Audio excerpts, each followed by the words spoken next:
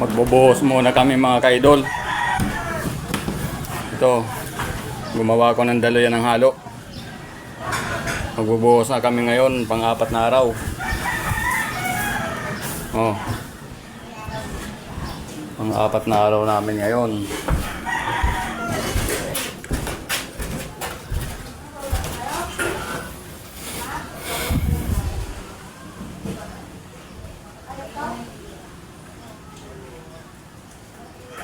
Anim na sakong halo, kasya pala dito. 6 na sakong simento. Pangbuhos. Buti hindi pa pinuruhan to.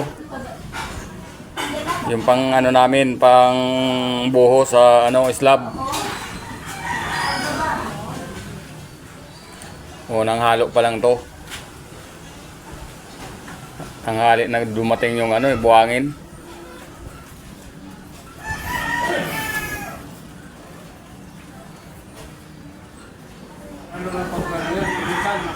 Oo.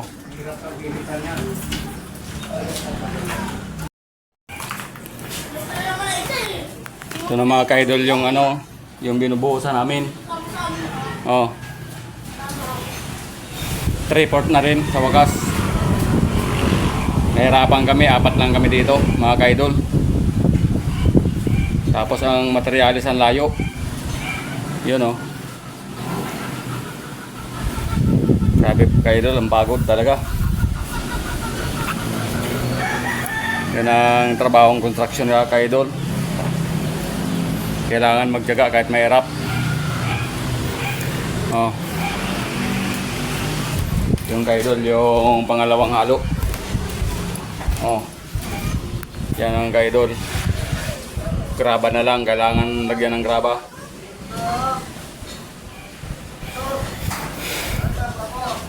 Pagod talaga, sobra.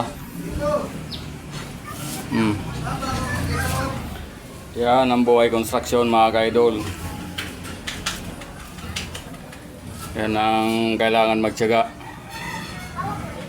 Labanan ng kahirapan.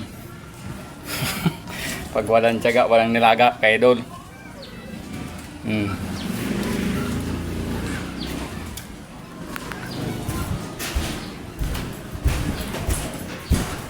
Pa yung kaidol oh. Oh, malaki-laki pa yung kaidol. Yan.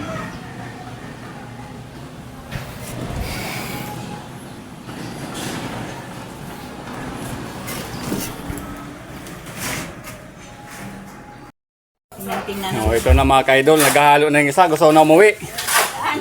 Ayun oh. Naghahalo na. Naghahalo na ang kasama ko. So nang umuwi, malayo pa naman kasi ang uwian ng kasama ko na ito. Oo. Ganun talaga mga kaidol, kailangan magsipag para may pakain sa pamilya. Oo. Ganun talaga yan. Video ka daw, sabi ko boy. Gusto lang sumali.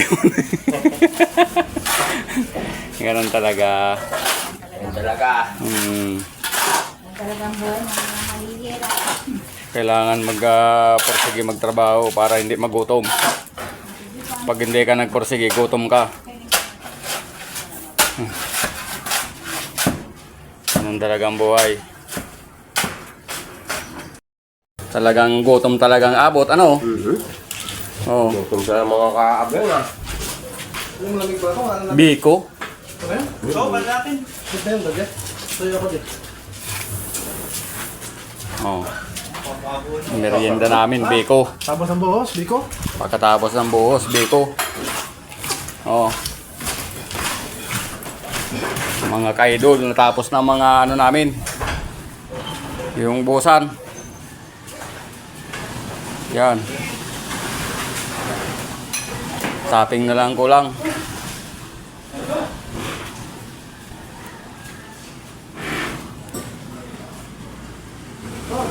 Mga yan, 5 araw, mga 5 araw yan bago matanggalan ng tukod.